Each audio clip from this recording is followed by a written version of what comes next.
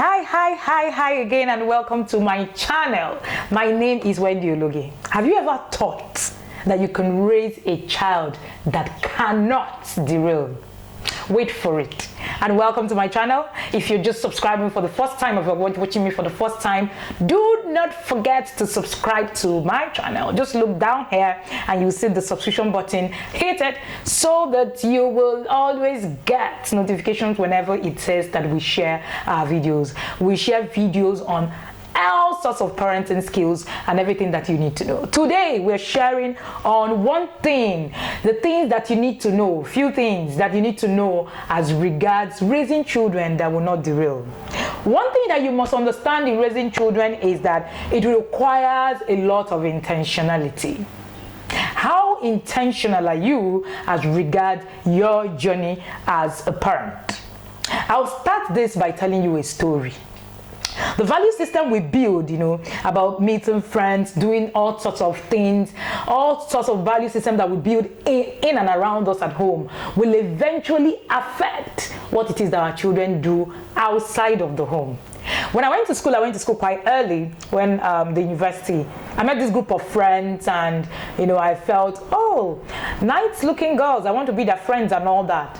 Then we started, our friendship. I joined their clique, liked the whole system and all that. They were the kind of girls, the flashy kind of girls that you want to see. Let me tell you what happened. What do you think happened? Yes, they were my friends, but at some point I realized that I could not relate properly with them. What happened? There was a shift in value system. That's exactly what the problem is. Those girls, I was coming from a home where reading was like a core. So we read and we have conversations. Okay, so the kind of home I come from is where my mom goes to the market and then she has change. You know how you have change and then you pick one or two clothes or something and come back, or earring, like women do. My mom would pick a book and then get home. So for every time she went to the market, she got a book. So our home was a moving library. So of course, growing up, we read a lot. There was something that was lacking in this circle of friends that I had. This circle of friends didn't read nothing. It was strange to me to have friends whom I couldn't have conversations on or with, on reading, any kind of reading, novels, name it. On the street where I grew up, we used to actually have exchange of novels, James Hadley Childs, the Mills and Boone and all that. And there was no talk of book. It was all about, oh, this guy, oh, that one. Immediately I knew that was not the circle where I belong. When we talk about raising a child that will not derail, we're not saying that your child will not make mistakes. We're saying that your child will make mistakes, but it's going to be dependent on the value system that they have. That's how they will be able to rise or fall from the mistakes that they make.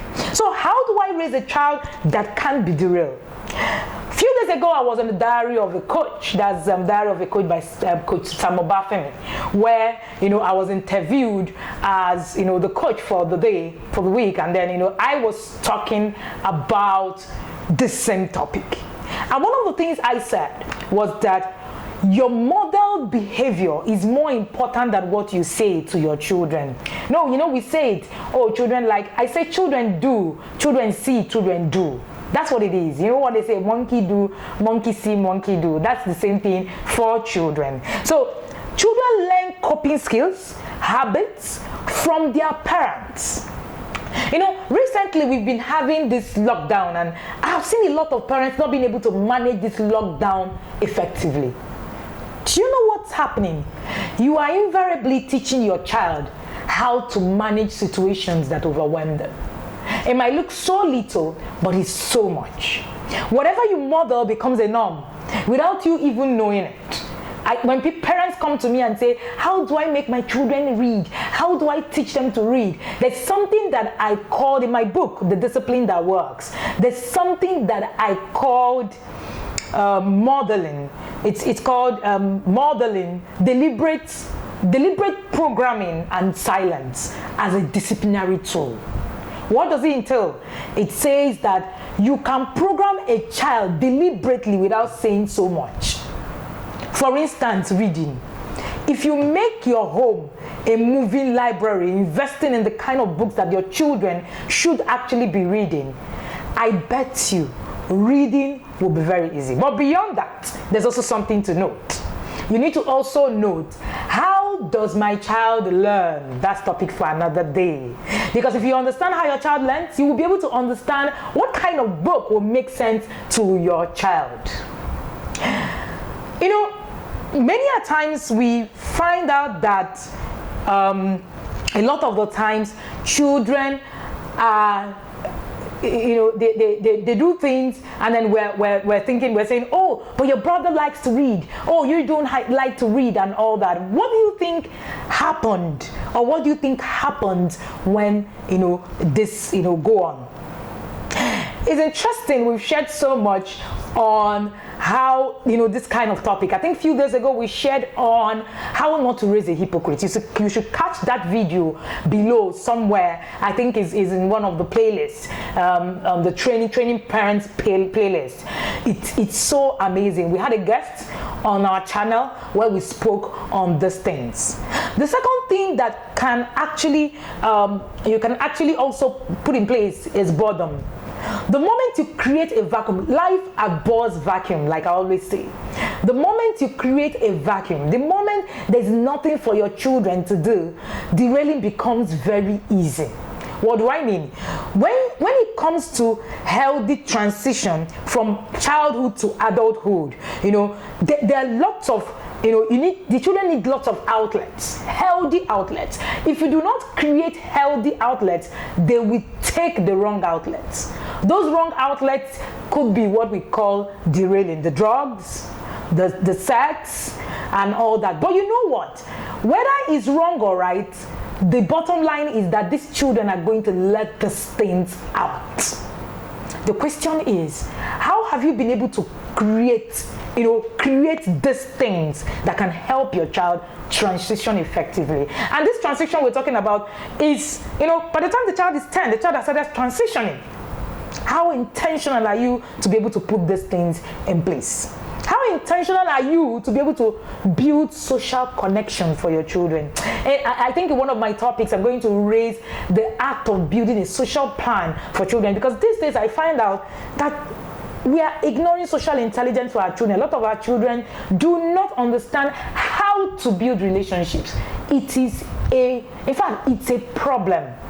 I don't think we're seeing it as one, but it's a problem. I was sharing in one of my classes how we created a social plan for our children so that they will be able to actually make plans on how to, come in contact with other children, learn, because whether you like it or not, the opportunity that the children have, it's no longer the opportunity that we had. I usually say that our children now have a global stage. We didn't have a global stage. We were restricted to the environment where we were. So I didn't even have my city stage, because of course, but with the invite of the internet, the children have a stage in the world. So what am I saying? What I'm saying is that their world has changed so much. You need to also begin to navigate, to help them, navigate in the world that they find themselves in. So you need to engage your children, because if you don't, they're going to take the unhealthy outlets. What are you engaging your children with? Think about it today. Another thing that you can also do is media. We must stand out, to educate our children on whatever it is that they are watching. Many times I see a lot of parents, they want to put trackers on the children's laptop just for the sake of catching the child. I usually ask, what's the essence? I was thinking that the essence is to teach the child the dangers that are there. Why do we want to set a trap for the child? If you do, the child is going to definitely gallantly fall into the traps. So what I tell parents is, for our children, we call them, and we say, by the way, I have 10-year-olds, a set of twins, and I also have an adult foster daughter that we've parented all through 10 years and now an adult. So what we're saying is, many times we find out, we call our children and we say, this is why you cannot go to so and so places. This is why we're trying to protect you. It's not about me. But parents constantly make these things about themselves. Unfortunately, it's not about you. When you're protecting your child as regards media, as regards being online, are you doing it for the sake of the child? Are you letting the child understand that what they need to know, it's important, that they need to actually understand what they need to be doing online or not? For my home, there are a lot of plans that we've put in for online safety for our children, for media safety, and they understand it. There are programs that show right now on TV that my daughter knows that she needs to turn 13 for us to actually have those programs to watch together. So now she even counts time for us. She will say, so Mom, so in the next 3 years, I'll be able to watch this thing with you. You'll be able to explain. I say, yes. It's just after a while. So you need to be conscious of the media. What plan do you have in your home for media? Plan for your child's social connection. I've actually said that you need to plan, teach intentionally, because that's what will help them be able to master social pressure. If your child cannot relate well, they will not be able to actually master social pressure, peer pressure, and this is very, very key. Another concept that you will need to teach your child is the concept of failure. The concept of failure. You need to begin to. The other day I wrote on our Facebook group. We have a Facebook group called the Intentional Parents, and is one of the most relevant, according to Facebook group in Africa, parenting group. So it's a parenting group. We share knowledge, we share a lot of things, and one of those days I had shared on failure, and I was saying how we teach our children that if they fail, there are lessons in failure. And one of the things that happen, a lot of the times is that we claim to be infallible in the faces of our children, which is one of the reasons why in parenting is a natural phenomenon to feel infallible. But you're not. Dear parent, you're not infallible. You are not infallible. You need to understand that. You need to understand that you're a human and that you fall. And let me tell you what that will help your child do. That will help your child begin to look at you as somebody who also makes mistakes. And that will help your child be able to come back to you when they make mistakes, because they are going to feel, oh, my mom also makes mistakes, so I can actually, I can, if I make a mistake, I can actually come to my parents. The moment you project the infallibility nature in parenting, trust me, your children will look for some other person to actually tell their problems. Do children need to speak to a guide all the time? Yes, they do. If you do not present yourself as a guide, your children will immediately, it doesn't take anything, your children will immediately look for that one person that can listen to him.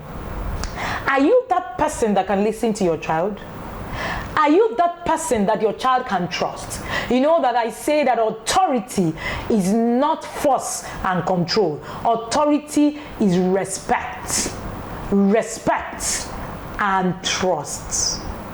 If your child can't trust you to tell you the things that they are going through, you have lost authority. It's only someone that comes to confide in you that you can actually influence. And authority is about influence. How are you able to actually position yourself as a person of authority in the life of your child? Not by forming the Lion of the tribe of Judah, not by proving that, repeating it all the time. I tell parents, if you have the need to always say, don't you know I'm your parent, there's something wrong somewhere. Check it. There's something wrong somewhere. It's either you are projecting an infallibility nature, or you are presenting yourself like someone who is perfect, or you are not creating room for your children to be able to talk to you. These things are key. I have 2-3 books in my name: Connect to Correct, The Discipline That Works, and From Yelling to Calm. In Connect to Correct, one of the things that I am to do was to tell you that connection trumps control in parenting. Should you have some amount of control? Yes. That's why I use the word authority. You should have authority, but it depends. What are you describing? What are you defining authority to be in your life? That will help you. That will help you. You are a leader. Your child should be able to trust you. is very important. All right, the book, The Growth Mindset, developed by Carol Dweck, is a professional and a doctor of psychology, where she was talking about how to raise children, the growth mindset, how if they fail, what you need to do, and all that. Let me tell you something about failure. Many times, we tell children things like, if you fail, this will happen to you, that will happen to you, and all that. But there's always something to learn, even amidst all the failure. Does it now mean that when your child fails, you just say, pat the child on the back and say, oh, well done, you've done well? No. Let me give you a very typical example. And it's also not all right to praise your child when your child haven't done what they should do. A practical example is your child had gone, for a competition in school, for instance, and had practiced, and then maybe swimming, and then your child comes second.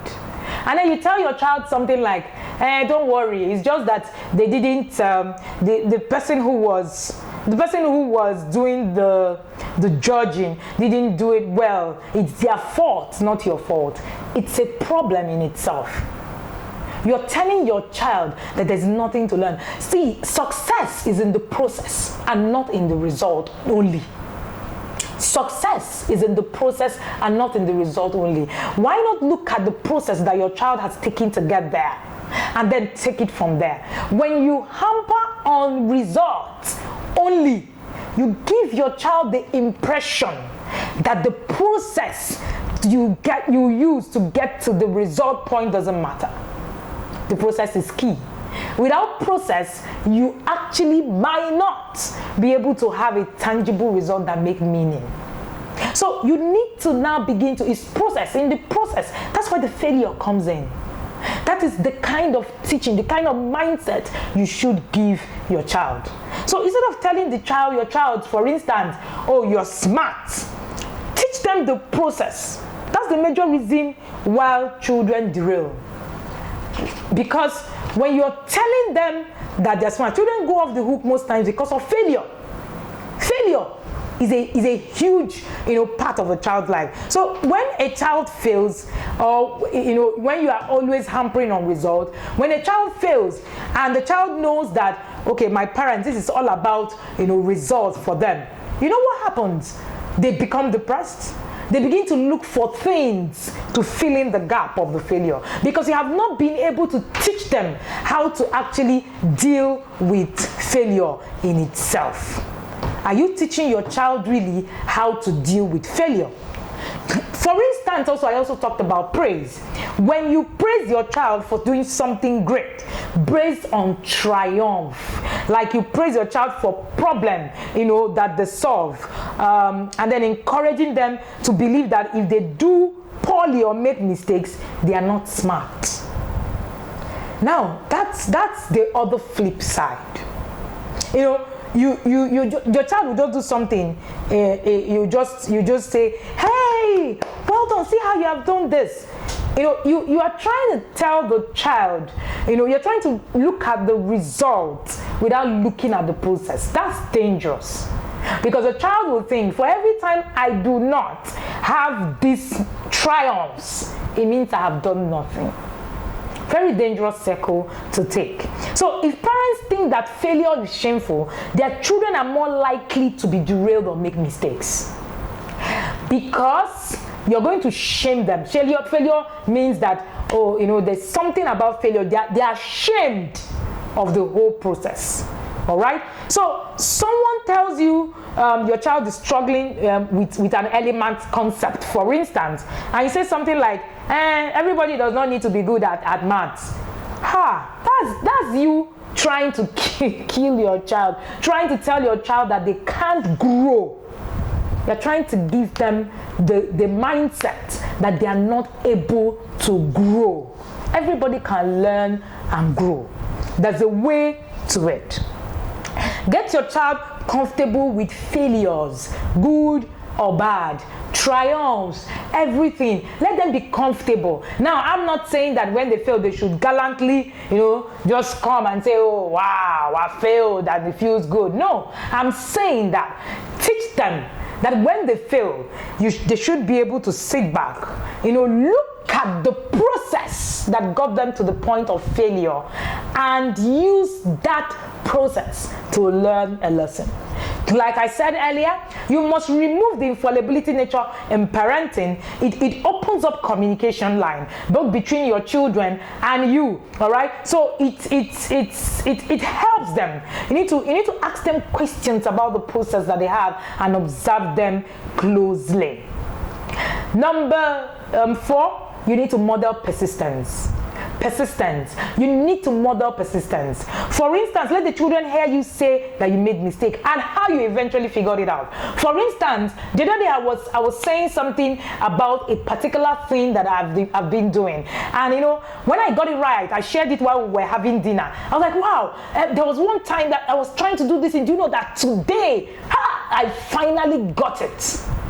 You share your breakthrough and what you have done. Your children are listening. They are learning. I say that whether you are acting intentionally or not, your children are learning. Your life is a learning ground.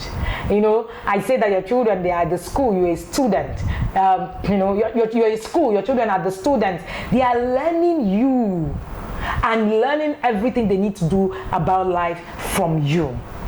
Let the children hear you say these things. And lastly, you need to create a safe space for learning. You need to create a safe space for learning. Let your environment be safe to learn. Let your children know and understand that they need to learn. What have you learned today from this topic that we've shared? Don't forget to subscribe to our channel. But before I go, I'm going to be reeling out those points that I shared with you again so that we do not forget. I said, number 1, you need to model the behavior that you want to see. Number 2, you need to make sure that you're putting up things that will make your children not to be bored, that you need to ensure that their life, you're putting up a lot of skills, a lot of things, to be able to take place of any outlet. And I said that as you're transitioning from childhood to adulthood, the outlets that you're putting in, it's going to help them. So whether you put it or not, the children are going to have an outlet. And if you do not have a healthy outlet for them to take, then your children are probably going to fall into this derailment we're talking about. Number 3, I talked about media. I said you should watch and teach your children. Don't wait to catch your children. You need to teach them what exactly to do. Number 4 is plan for your child's social connection. What plans do you have for your child's social connection? Because that will help your child be able to mitigate pressure, peer pressure. Number 5, I said you should teach your children the concept of failure. You need to understand that you need to teach your children the concept of failure. And I also like to add, you need to also help the child build healthy self-esteem. We have a whole series on how to build a healthy self-esteem for your child. Catch just below this channel to see how to build your child's healthy self-esteem. Is a comprehensive lesson on that topic. All right, and then we also said that you should teach your children failure, and then we also said that you must remove the infallibility nature in parenting. That is very, very important. And then we also said that you must model persistence, and then lastly we said you should create an environment for learning. Do you want to become an intentional parent? Don't forget to join us right at our group on Facebook called The Intentional Parents. Just type The Intentional Parents or look at the link or click on the channel app. You're going to see all our social handle. You can also follow me on Instagram, The Intentional Parent or Wendy Ologe. You can find me anywhere on the social space as The Intentional Parent or Wendy Ologe. Anywhere it is, you will find me there.